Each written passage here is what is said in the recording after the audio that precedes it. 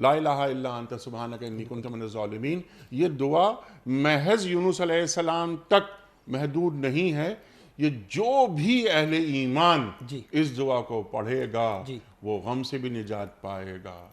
وہ پریشانیوں سے بھی، پریشانیوں سے نجات پائے گا، اور اللہ تعالیٰ اس کے قصور معاف کر دے گا، جی بشرطے کہ وہ اپنا سر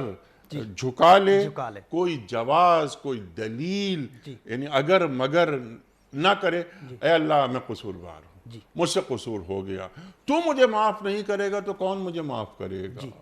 اللہ اکبر، میں بہت جلدی راضی ہو جانے والے، تو مجھ سے بھی راضی سبحان ہو اللہ، جا سبحان اللہ، سبحان اللہ، اے جلدی راضی ہو جانے میں، سبحان اللہ۔ انشاءاللہ۔ جی تو اس میں وہی چیز ہے، آپ صلی اللہ علیہ وسلم سے پوچھا گیا کہ پریشانی کے وقت میں ہم کون سی دعا پڑھیں، پریشانی کے وقت میں ہم کس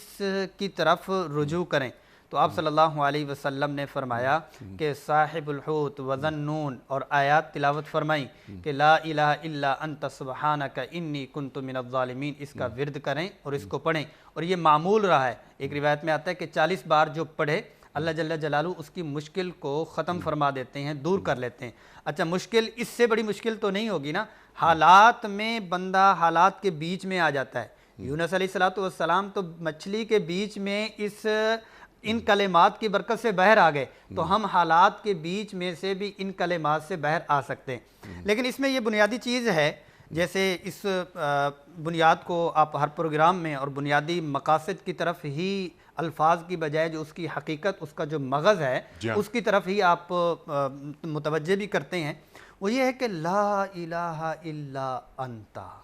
یہ کلمہ نہیں ہے، یعنی صرف الفاظ کا نام نہیں ہے، یہ حقیقت کا نام ہے۔ اگر تو اس کا 1.25 لاکھ دفعہ ہمارے ہاں معمول ہے، ہمارے ہاں یہ ہے کہ بچوں کو، خواتین باری جو ہے لا الہ الا انت سبحانک انی کنت من الظالمین کا